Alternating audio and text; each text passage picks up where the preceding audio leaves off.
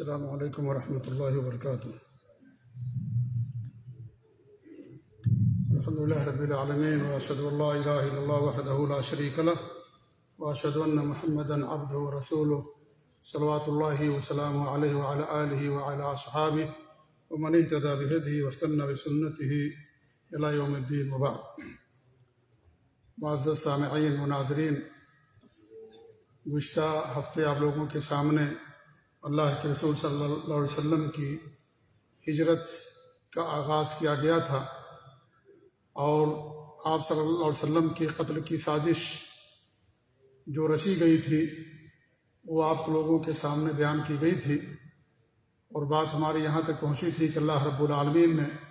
اپنے نبی صلی اللہ علیہ وسلم کو وحی کے ذریعے سے اطلاع دی، اور آپ ٹھیک دوپہر میں اپنے سب سے معتمد ساتھی ابو بکر صدیق رضی اللہ تعالیٰ عنہ کے گھر تشریف لائے، اور سفر اور ہجرت کا سارا پروگرام طے کیا، اور پروگرام طے کرنے کے بعد پھر واپس اپنے گھر تشریف لے گئے، اور رات یعنی گویا کہ وہیں گزاری آپ نے، یا کہ بستر اپنے گھر آپ تشریف لے گئے، اور ادھر جو مکہ کے مشرکین تھے انہوں نے جو سازش پاس کی تھی، قرارداد، اس پر عمل کرنے کے لیے 11 نوجوانوں کو انہوں نے منتخب کیا، اور ان کا پلان یہی تھا کہ جب اللہ کے رسول صلی اللہ علیہ وسلم گھر سے نکلیں گے تو سب ایک ساتھ ایک بارگی ان پر حملہ کریں گے تلواروں سے، اور اس طریقے سے ان کا کام تمام کر دیا جائے گا، اور انہیں پورا یقین تھا کہ ان کی یہ سازش ضرور کامیاب ہو کر کے رہے گی، اور اس سازش کی تنفیذ کے لیے، اس پر عمل کرنے کے لیے وہ آدھی رات کے بعد کا وقت انہوں نے طے کیا تھا۔ جیسے ہی رات ہوئی، رات ہی سے وہ لوگ اللہ کے رسول صلی اللہ علیہ وسلم کے گھر آ کر کے جمع ہونے لگے، اور اس وقت کا انتظار کرنے لگے جو وقت انہوں نے طے کیا تھا۔ لیکن میرے بھائیوں، جیسا کہ ہمارا ایمان ہے ہر مسلمان کا کہ اللہ رب العالمین ہر ذات پر، ہر چیز پر قادر ہے، اور اسی کے ہاتھ میں آسمان اور زمینوں کی بادشاہت ہے، وہ جو چاہتا کرتا ہے۔ اگر پوری دنیا کسی کو کوئی نقصان پہنچانا چاہے اور اللہ نے اس کے لیے فائدہ رکھا ہے تو پوری دنیا والے مل کر بھی نقصان نہیں پہنچا سکتے، اور اگر کسی کو اللہ تعالیٰ کے ذریعے سے کوئی نقصان پہنچنے والا ہو، لکھ دیا ہو، تو پوری دنیا والے اگر اس کو فائدہ پہنچانا چاہیں تو نہیں پہنچا سکتے۔ اللہ رب العالمین ہر چیز پر قادر ہے، ساری دنیا کی طاقت، بادشاہت اسی کے ہاتھ میں ہے۔ اللہ تعالیٰ کے حکم سے،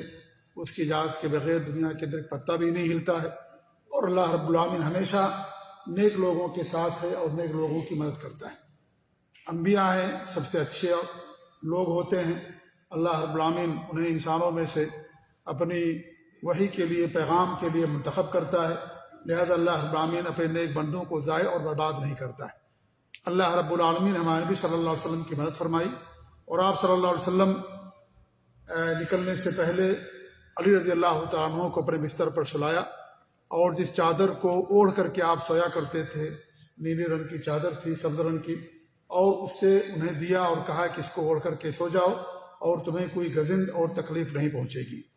کیونکہ علی رضی اللہ تعالیٰ عنہ ہمارے نبی صلی اللہ علیہ وسلم کی کفالت ہی میں تھے۔ آپ کے چچا ابو طالب کے پاس بہت مال نہیں تھا، اگرچہ قبیلے کے سردار تھے، ہمارے نبی صلی اللہ علیہ وسلم ہی نے علی رضی اللہ تعالیٰ عنہ کو پالا پوسا بڑے ہونے کے بعد،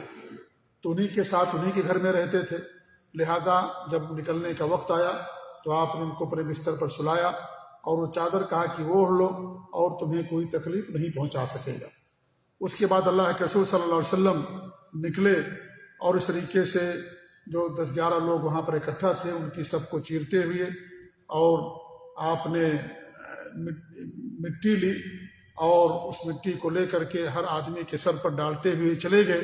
اور یہ آیت تلاوت فرما رہے تھے، وَجَعَلْنَا مِن بَيْنِ أَيْدِيهِمْ سَدًّا وَمِن خَلْفِهِمْ سَدًّا فَأَغْشَيْنَاهُمْ فَهُمْ لَا يُبْصِرُونَ۔ ہم نے ان کے آگے رکاوٹ کھڑی کر دی، ان کے پیچھے رکاوٹ کھڑی کر دی، پس ہم نے انہیں ڈھانک لیا اور وہ دیکھ نہیں رہے تھے۔ اس آیت کریمہ کی تلاوت کرتے ہوئے آپ ہر آدمی کے سر پر مٹی ڈالتے ہوئے چلے گئے، اور اللہ رب العالمین نے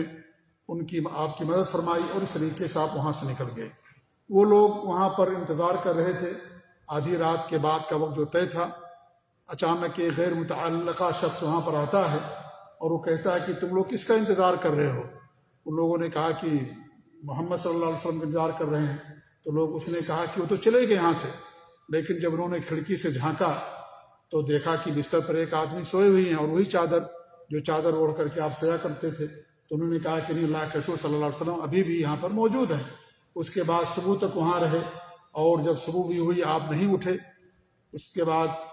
وہ لوگ اندر گئے اور دیکھے تو علی رضی اللہ تعالیٰ عنہ اس بستر پر آرام فرما تشریف فرما آرام کر رہے ہیں۔ انہوں نے چادر ہٹائی، علی رضی اللہ تعالیٰ عنہ کو مارا پیٹا بھی، خانہ کعبہ کے پاس بھی لے کر کے آئے، اور اس طریقے سے ان سے پوچھا کہ کہاں گئے محمد صلی اللہ علیہ وسلم؟ انہوں نے کہا کہ مجھے ان کے بارے میں کچھ نہیں معلوم۔ اس کے بعد وہ سیدھے ابوبکر رضی اللہ عنہ کے گھر آئے، کیونکہ انہیں معلوم تھا کہ آپ کے سب سے معتمد صحابی ابوبکر صدیق ہی ہیں، اور ان کے بغیر وہ سفر نہیں کریں گے۔ وہاں پہنچے، انہوں نے پوچھا حضرت اسماء سے، حضرت عائشہ سے، ان سب نے لا علمی کا اظہار کیا اور کہا کہ ہمیں ان کے بارے میں معلوم نہیں ہے، اور ان کو مارا بھی، پیٹا بھی، اور گالیاں بھی دیں، اور اس طریقے سے جس سازش کو انہوں نے رچا تھا، اللہ رب العالمین نے ان کو اس میں ناکام کر دیا۔ نبوت کا 14واں سال تھا، سفر کی 27 تاریخ تھی اور جمعہ کی رات تھی۔ اللہ کے رسول صلی اللہ علیہ وسلم آدھی رات کے بعد ابوبکر صدیق رضی اللہ تعالیٰ عنہ کے گھر سے ان کے پچھواڑے کے راستے سے کھڑکی سے نکلے، اور وہ دونوں رات سفر پر نکل گئے، اور ان کا ارادہ یہ تھا کہ رات ختم ہونے سے پہلے کسی جگہ پہنچ جائیں تاکہ ہمیں وہاں پر پہنچنے کے بعد ہماری حفاظت ہو سکے۔ بہرحال وہ دونوں نکلے اور اس طریقے سے وہ راستہ اپنایا جو راستہ مکہ سے جنوب کا راستہ ہے، کیونکہ انہیں معلوم تھا کہ جب وہ ہمیں نہیں پائیں گے تو لوگ ہمیں مدینے کے راستے پر ڈھونڈنے کے لیے نکلیں گے، اور مدینے کا جو کاروانی راستہ ہے جس پر لوگ سفر کیا کرتے تھے تجارت کے لیے، عام طور پر جو لوگ آتے جاتے تھے، وہ مکہ سے شمال میں واقع ہے۔ تو انہیں یقین تھا آپ صلی اللہ علیہ وسلم کو کہ مجھے مدینے کے راستے پر ڈھونڈیں گے، اس لیے آپ نے اس کا الٹا راستہ چنا جو جنوب کا راستہ تھا، جو یمن کو لے جانے والا راستہ تھا۔ اور تقریباً 5 میل طے کرنے کے بعد وہاں پر ایک پہاڑی ہے جو سور کے نام سے معروف ہے، اس پہاڑی پر آپ گئے، اور یہ نہایت بلند اور پرپیش اور بہت ہی مشکل چڑھائی والا پہاڑ ہے، اور وہاں پتھر بھی بہت زیادہ پائے جاتے ہیں۔ اللہ کے رسول صلی اللہ علیہ وسلم کے پاؤں بھی زخمی ہو گئے، ابوبکر صدیق بھی کے پاؤں بھی زخمی ہو گئے، اور جب پہاڑی کے دامن میں پہنچے تو ابوبکر صدیق رضی اللہ تعالیٰ عنہ نے اپنی پشت پر ان کو بٹھا لیا، اور سیرت نگاروں نے لکھا ہے کہ جس طریقے سے ایک بچہ چلتا ہے اس طریقے سے چل کر کے ابوبکر صدیق رضی اللہ تعالیٰ عنہ کو غار میں پہنچائے۔ اور غار میں داخل ہونے سے پہلے ابوبکر صدیق نے کہا کہ میں پہلے داخل ہوتا ہوں، ہو سکتا وہاں پر کوئی چیز ہو، کوئی زہریلا جانور ہو تو مجھے تکلیف پہنچے، آپ کو کوئی تکلیف نہ پہنچے۔ ابوبکر صدیق رضی اللہ تعالیٰ عنہ جب داخل ہوئے تو غار کے اندر کچھ سوراخ تھے، تو آپ نے ان سوراخوں کو بند کر دیا اپنے تہبند کو پھاڑ کر کے۔ 2 سوراخ بچ گئے تو آپ نے اپنا دونوں قدم وہاں پر رکھ دیا اور اللہ کے رسول صلی اللہ علیہ وسلم کو وہاں پر سلا دیا۔ وہ اپنے گھٹنوں کے بل چل رہے تھے، ابوبکر صدیق رضی اللہ تعالیٰ عنہ اللہ کے رسول صلی اللہ علیہ وسلم کو اپنی پشت پر لاد کر کے، اس لیے کہ اگر پاؤں سے چلیں گے تو پاؤں کے قدموں کے نشانات راستے پر آ جائیں گے، اور جو مکہ کے مشرکین تھے وہ اس بات کے بڑے ماہر تھے، قدموں کے نشانات سے بھی پتہ لگا لیا کرتے تھے، ایڑیاں دے کر کے بتا دیتے تھے کہ یہ بچہ فلاں کا ہے، فلاں کا نہیں ہے، اس قدر ان کے پاس یہ چیز موجود تھی۔ تو وہ اللہ کے ابوبکر صدیق رضی اللہ تعالیٰ عنہ نے اپنی پشت پر اللہ کے رسول صلی اللہ علیہ وسلم کو بٹھایا اور گھٹنوں کے بل غار تک لے کر کے گئے۔ آپ دیکھیں کتنی تکلیف اٹھائی ہوگی انہوں نے، یہ نہیں کہ اپنے پیٹھ پر لاد کر کے کھڑے ہو کر جیسے ایک انسان چلتا ہے اس طریقے سے چل کر کے نہیں گئے وہ، بلکہ گھٹنوں کے بل اور ہاتھ کو زمین پر رکھتے ہوئے گئے وہ، اور اس طریقے سے غار میں اب نبی اکرم صلی اللہ علیہ وسلم کو پہنچایا، اور جو 2 سوراخ بچ گئے تھے جہاں پر انہوں نے اپنا قدم رکھ دیا تھا، اس سوراخ میں سے کسی جانور نے زہریلے ان کو ڈس لیا، اور اللہ کے رسول صلی اللہ علیہ وسلم کو جگانا بھی اور ہلانا بھی انہوں نے گوارا نہیں کیا۔ اللہ کے رسول صلی اللہ علیہ وسلم کی توہین سمجھی، اور اس طریقے جب ان کی آنکھ سے آنسو گرے اور اللہ کے رسول صلی اللہ علیہ وسلم جس مبارک پر تب آپ صلی اللہ علیہ وسلم نے پوچھا کیا بات ہے، تو انہوں نے کہا کہ کسی چیز نے مجھے ڈس لیا ہے، لیکن میں اس وجہ سے نہیں ہلا کہ کہیں آپ جاگ نہ جائیں اور آپ کی نیند میں خلل نہ ہو۔ اللہ کے رسول صلی اللہ علیہ وسلم نے اپنا لعاب، جو تھوک تھا آپ کا لعاب مبارک، اسے نکال کر کے وہاں پر لگا دیا، اور اس طریقے سے وہ دب جاتا رہا، کیونکہ اللہ رب العالمین نے آپ کے تھوک میں، آپ کے ناخون میں، آپ کے بال میں، آپ کے پسینے میں، تمام چیزوں پر برکت رکھی تھی، اور یہ چیز انبیاء کے ساتھ خاص ہوتی ہے، انبیاء کے علاوہ کسی کے لیے چیز نہیں ہوتی۔ تو اللہ رب العالمین انبیاء کو بابرکت بناتا ہے، اور اللہ ان کی ذات کے اندر برکت رکھتا ہے۔ تو آپ صلی اللہ علیہ وسلم کے لعاب دہن کے اندر بھی برکت تھی، اور اس طریقے سے اثر ختم ہو گیا زہر کا، اور پھر آپ صلی اللہ علیہ وسلم اور ابوبکر صدیق رضی اللہ تعالیٰ عنہ نے 3 راتیں وہاں گزاری، جمعہ، ہفتہ اور اتوار۔ اس دوران ابوبکر صدیق رضی اللہ عنہ کے جو صاحبزادے تھے، جن کا نام تھا عبداللہ رضی اللہ تعالیٰ عنہ، وہی رات گزارتے تھے۔ حضرت عائشہ فرماتی ہیں کہ وہ بڑی گہری سوجھ بوجھ کے مالک تھے۔ حضرت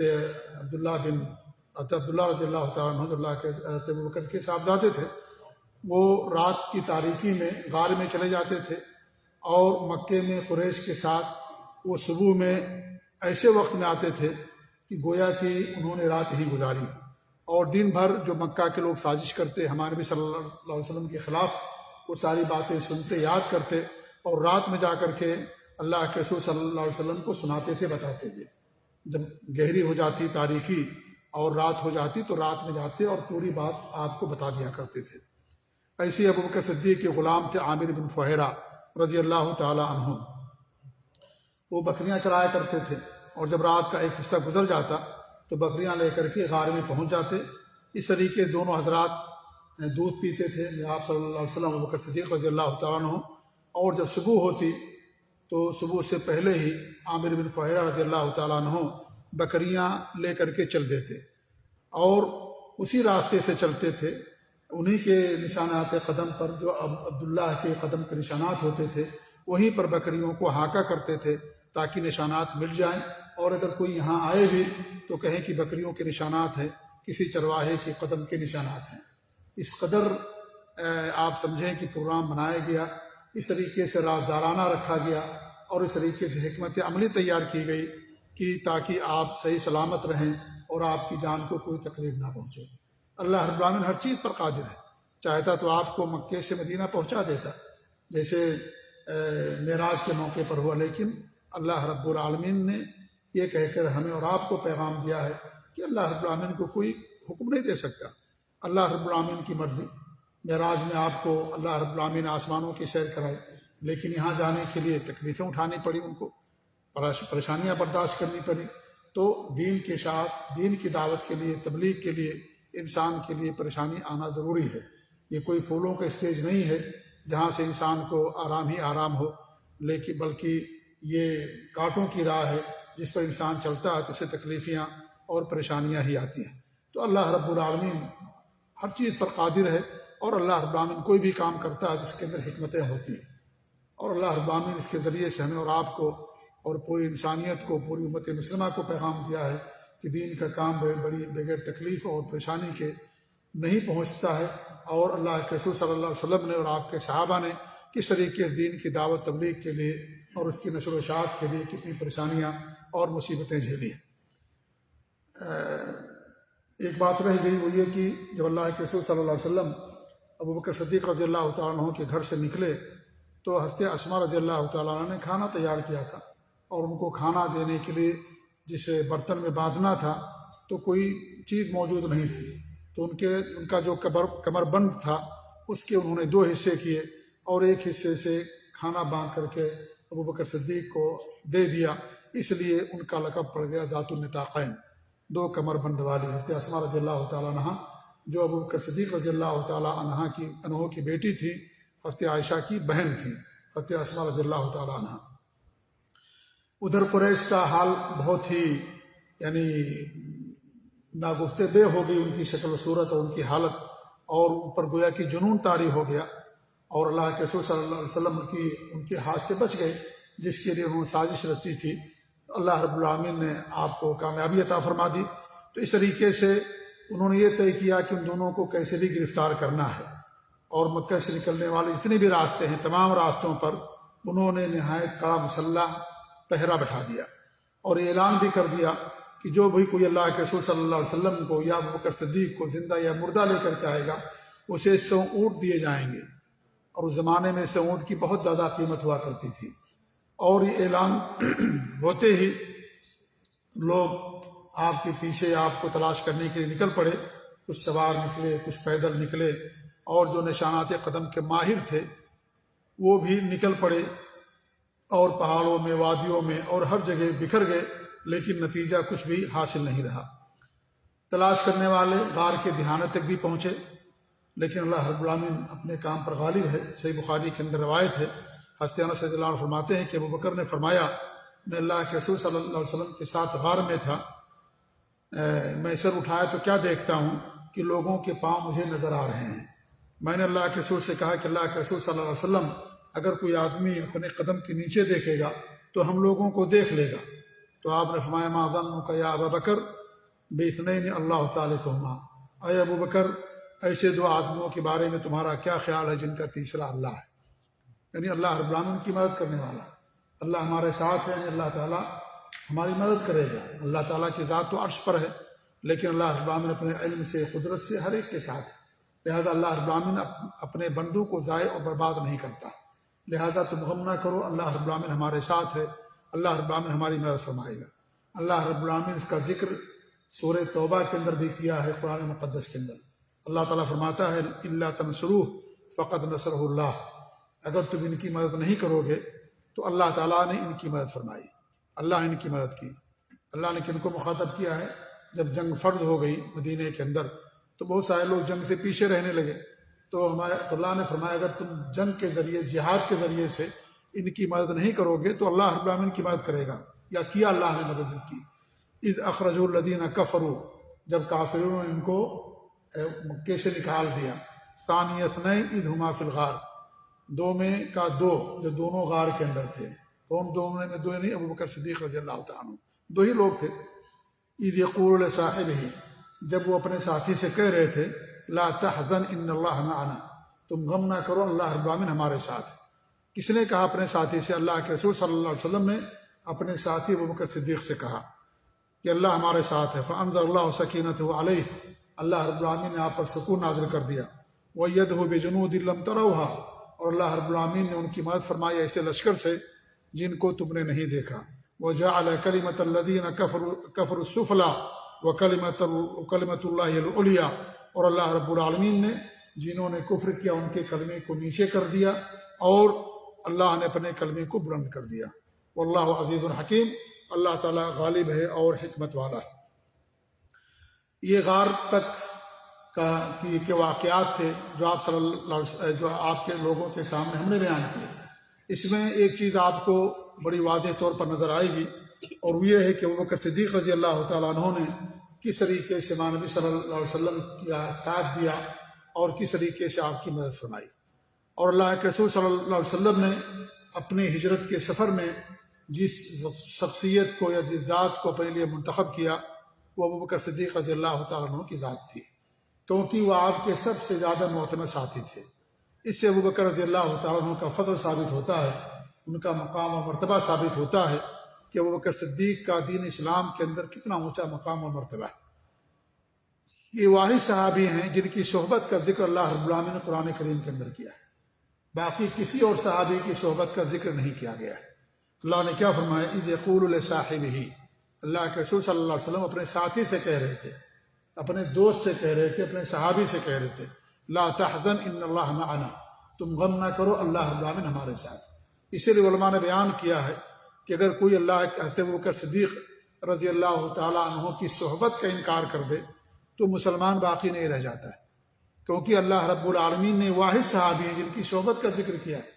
باقی اور کسی صحابی کی صحبت کا ذکر نہیں کیا قرآن کریم میں۔ یہ واحد صحابی ہیں ابوبکر صدیق رضی اللہ تعالیٰ عنہ، بڑے فضل والے، بڑا اونچا مقام ہے، سب سے پہلے اسلام لانے والے ہی ہیں۔ اللہ کے رسول صلی اللہ علیہ وسلم فرماتے ہیں کہ میں نے ابوبکر صدیق کے علاوہ جن پر بھی اسلام پیش کیا سب نے تردد کیا، لیکن ابوبکر صدیق وہ ہیں ہم نے اسلام پیش کیا فوراً ایمان لے آئے اور ہماری تصدیق کی۔ کوئی انہوں نے تردد نہیں کیا، میں نے اسلام کی دعوت دی، فوراً اسلام قبول کر لیا۔ ان کا صدیق لقب دیا گیا۔ معراج میں جب سب لوگوں نے انکار کیا، انہوں نے تصدیق کی تو اللہ رب العالمین ہمارے نبی صلی اللہ علیہ وسلم نے ان کو صدیق کا لقب دیا۔ تو سب سے پہلے اسلام لانے والے، سب سے زیادہ اللہ کے رسول صلی اللہ علیہ وسلم کی مدد کرنے والے، سب سے پہلے مسلمانوں میں جنت میں جانے والے، انبیاء کے بعد سب سے پہلے جنت کے اندر جائے گا، انبیاء کے بعد ابو بکر صدیق رضی اللہ تعالیٰ جائیں گے۔ یہ واحد صحابی ہیں، یہ واحد مسلمان ہیں جنہیں جنت کے تمام دروازوں سے بلایا جائے گا۔ بخاری کی روایت ہے کہ ابو بکر صدیق نے پوچھا کہ اللہ کے رسول صلی اللہ علیہ وسلم کیا کوئی ایسا بھی ہے جسے جنت کے ہر دروازے سے بلایا جائے گا؟ تو انہوں نے کہا کہ ہاں، مجھے امید ہے کہ تمہیں بلایا جائے گا۔ ابو بکر صدیق رضی اللہ تعالیٰ عنہ کو انبیاء کے بعد سب سے اونچا مقام اور مرتبہ انہیں کو حاصل ہے۔ صحابہ میں سب سے اونچے مقام پر فائز ہیں ابو بکر صدیق رضی اللہ تعالیٰ عنہ۔ اتنی بڑی فضیلت اور اتنا بڑا اونچا مقام اللہ رب العالمین نے آپ کو دیا۔ اس طریقے سے اللہ کے رسول صلی اللہ علیہ وسلم کی حدیث ہے کہ آپ فرماتے ہیں کہ جتنا مال ابو بکر صدیق نے مجھے فائدہ پہنچایا، اتنا مال کسی اور کے مال نے مجھے فائدہ نہیں پہنچایا۔ اور جب یہ سنا ابو بکر صدیق نے تو وہ رونے لگے اور کہنے لگے کہ اللہ کے رسول صلی اللہ علیہ وسلم، میں اور میرا مال یہ سب آپ ہی کے لیے ہے، میں بھی آپ کے لیے اور میرا پورا مال بھی آپ کے لیے۔ اس لیے جن صحابہ کو مکہ کے مشرکین، خاص طور سے غلاموں کو جو انہیں تکلیف دیتے تھے، ابو بکر صدیق رضی اللہ تعالیٰ عنہ اپنے مال سے ان لوگوں کو آزاد کر دیا کرتے تھے۔ سب سے زیادہ اللہ کے رسول صلی اللہ علیہ وسلم نے انہی سے محبت کی، سب سے زیادہ یہی آپ کے محبوب تھے۔ حضرت عمر بن عاص رضی اللہ عنہ فرماتے ہیں کہ میں نے اللہ کے رسول صلی اللہ علیہ وسلم سوال کیا، سب سے زیادہ کس سے آپ محبت کرتے ہیں؟ تو انہوں نے کہا کہ عائشہ رضی اللہ تعالیٰ عنہ سے۔ تو عمر بن عاص فرماتے ہیں کہ نہیں، مردوں میں سے، کہا کہ ابو بکر صدیق سے۔ تو سب سے زیادہ جس سے آپ کی محبت تھی وہ ابو بکر صدیق رضی اللہ تعالیٰ عنہ۔ اور اس طریقے سے یہ واحد خاندان تھا ابو بکر صدیق کا جن کے ہر فرد نے اسلام قبول کر لیا تھا۔ میاں بیوی، ابو بکر ان کی بیوی، اور اس طریقے سے ان کی ساری اولاد، ان کی ساری اولاد کے ساری اولاد، سارے پوتے اور ان کے والدین، سب نے اسلام قبول کر لیا تھا۔ یہ شرف ابو بکر صدیق کو حاصل ہے، کسی اور کو حاصل نہیں ہے۔ جو بھی خاندان تھا، یا تو کوئی باپ نہیں مسلمان ہوا تو ماں نہیں مسلمان ہوئی، یا بیٹی نہیں مسلمان ہوئی، یا بھائی مسلمان نہیں ہوا، لیکن ابو بکر صدیق کا خاندان واحد خاندان تھا کہ ان کے خاندان کے سارے لوگوں نے اسلام قبول کر لیا، کوئی نہیں بچا تھا ان کے خاندان میں سے۔ یہ بھی شرف ان کو حاصل ہے۔ ابو بکر صدیق واحد صحابی ہیں کہ اللہ کے رسول صلی اللہ علیہ وسلم کی موجودگی میں 17 نمازیں آپ نے لوگوں کو پڑھائی تھیں۔ آپ باقاعدہ حیات تھے، مرض الموت میں 17 نمازیں ابو بکر صدیق نے صحابہ کرام کو پڑھائی تھی۔ اللہ کے رسول نے انہیں کو حکم دیا تھا کہ جا کر کے لوگوں کو نماز پڑھاؤ۔ یہ ساری چیزیں میرے بھائیوں ان کے مقام اور مرتبے پر داخل کرتی ہیں۔ اور اس طریقے سے تمام غزوات میں انہوں نے شرکت کی، کوئی ایسی جنگ نہیں ہے جس میں ابو بکر صدیق رضی اللہ تعالیٰ عنہ نے شرکت نہ کی۔ جی، صدقات و خیرات میں، ہر خیر کے کام میں، نیکی میں سب سے سبقت لے جانے والے ابو بکر صدیق رضی اللہ تعالیٰ عنہ۔ ایک مرتبہ عمر فاروق اپنے گھر کا آدھا اثاثہ لے کر کے آ گئے اور کہنے لگے کہ آج میں ابو بکر سے سبقت لے جاؤں گا، لیکن جب ابو بکر صدیق پہنچے تو پورا گھر کا سارا سامان لے کر کے آ گئے۔ اللہ کے رسول نے پوچھا گھر میں کیا چھوڑا ہے؟ کہا اللہ اور اس کے رسول کا نام صرف چھوڑا ہوں، بس اور کوئی چیز نہیں چھوڑا ہوں، گھر کے اندر ساری چیز لے کر کے آیا۔ ابو بکر صدیق عمر نے فرمایا اب کوئی بھی، میں کبھی بھی ابو بکر سے آگے نہیں جا سکتا، یا کوئی بھی ابو بکر سے آگے نہیں جا سکتا۔ تو اس طریقے سے ہمیشہ خیر کے کام میں ہمیشہ آگے رہا کرتے تھے۔ اللہ کے رسول کے بعد وہی خلیفہ بنے، تمام صحابہ نے انہی کو اپنا خلیفہ منتخب کیا، انہی کے عہد مبارک میں قرآن کو اکٹھا کیا گیا۔ قرآن ادھر ادھر تھا، قرآن پورا محفوظ تھا، لیکن جو ہے ایک جگہ جیسے آج جس شکل میں ہے ہمارے پاس، اس شکل میں نہیں تھا، بلکہ الگ لوگ تھا، کہیں ایک پارہ ادھر ہے، 2 پارے ادھر ہیں، کہیں جو ہے کاغذات پر لکھے ہوئے ہیں، کہیں چمڑوں پر لکھے ہوئے ہیں، اور کہیں پتھروں پر لکھے ہوئے ہیں، کہیں لکڑیوں پر لکھے ہوئے ہیں۔ اس طریقے سے پورا قرآن لکھا ہوا محفوظ تھا۔ اس کو جمع کیا ابو بکر صدیق رضی اللہ تعالیٰ عنہ نے۔ جب ان کے اللہ کے رسول کی وفات کے بعد جب لوگ مرتد ہو گئے تو ان مرتدین سے قتال ابو بکر صدیق نے کیا، اور اللہ رب العالمین کے ذریعے سے اسلام کو دنیا کے اندر باقی رکھا۔ صرف جو ہے مکہ اور اس طریقے سے مدینہ اور طائف کی کچھ بستیاں یہی باقی بچے تھے اسلام پر، باقی سارے لوگ مرتد ہو گئے تھے، سارے قبیلے کے لوگ مرتد ہو گئے تھے ہمارے نبی کی وفات کے بعد۔ تو ابوبکر صدیق رضی اللہ تعالیٰ عنہ سب سے جنگ لڑی، اور اس طریقے سے اللہ رب العالمین نے اپنے کلمے کو بلند کیا، اسی لیے اللہ رب العالمین نے دین کی حفاظت فرمائی ابوبکر صدیق رضی اللہ تعالیٰ عنہ کے ذریعے سے۔ لوگوں نے کہا کہ اگر ابوبکر صدیق نہ ہوتے تو اسلام کا وجود ہی مٹ جاتا جب سارے لوگ مرتد ہو گئے، لیکن اللہ رب العالمین نے آپ کے ذریعے سے دین اسلام کو باقی رکھا۔ تو ابوبکر صدیق رضی اللہ تعالیٰ عنہ کا بہت اونچا مقام ہے، بہت مرتبہ ہے، لیکن بہت سارے ایسے بھی ہیں، روافظ کو آپ نے دیکھا ہوگا کہ ابوبکر صدیق رضی اللہ تعالیٰ عنہ کو گالیاں دیتے ہیں، نعوذ باللہ، تبرہ بازی کرتے ہیں، عمر رضی اللہ عنہ کو، عثمان رضی اللہ عنہ کو، بڑے بڑے صحابہ کو گالیاں دیتے ہیں، ان پر لعنت بھیجتے ہیں، تبرہ بازی کرتے ہیں۔ جس صحابی کا اتنا اونچا مقام و مرتبہ ہو، جس کی خوبیوں کا ذکر اللہ نے کیا ہو، نبی کرتا رہا ہو، جن کے بارے میں یہ کہ جنت کے اندر سب سے پہلے جائیں گے انبیاء کے بعد، اور انبیاء کے بعد جس شخصیت کا، جس ذات کا سب سے اونچا مقام و مرتبہ ہو، اس کے بارے میں ایسی باتیں کہنا آپ ذرا اندازہ لگائیں کہ کس قدر وہ صحابہ کے اور اسلام کے دشمن ہیں۔ تو یہ ابوبکر صدیق رضی اللہ تعالیٰ کا بڑا اونچا مقام و مرتبہ ہے، اسی لیے اللہ کے رسول صلی اللہ علیہ وسلم نے سفر اور ہجرت میں ان کو اپنے لیے منتخب کیا۔ اس واقعے کے تعلق سے یا ہجرت رسول کے اندر کچھ اور باتیں بیان کی جاتی ہیں، حالانکہ وہ باتیں ثابت نہیں، جیسے یہ کہ مکڑی نے وہاں پر جالا بن دیا تھا غار کے منہ پر، تاکہ اگر کوئی وہاں آئے تو دیکھے کہ بھئی یہاں پر جالا ہے، اس کا مطلب ہے کوئی اندر نہیں ہوگا، کیونکہ اگر کوئی اندر ہوگا تو جالا نہیں ہونا چاہیے۔ تو یہ بات بھی ثابت نہیں ہے، لوگ یوں ہی بیان کرتے ہیں، اور کسی بھی حدیث سے اس کا کوئی ثبوت نہیں ملتا ہے۔ دوسری بات یہ بیان کی جاتی ہے کہ وہاں پر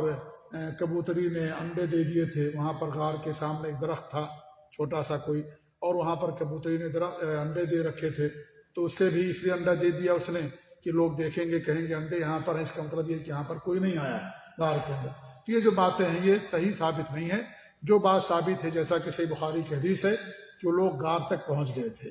غار کے اوپر تک پہنچ گئے تھے، اور غار کے منہ تک سمجھ لیجئے، اگر وہ لوگ نیچے دیکھتے تو اللہ کے رسول صلی اللہ علیہ وسلم کو دیکھ سکتے تھے،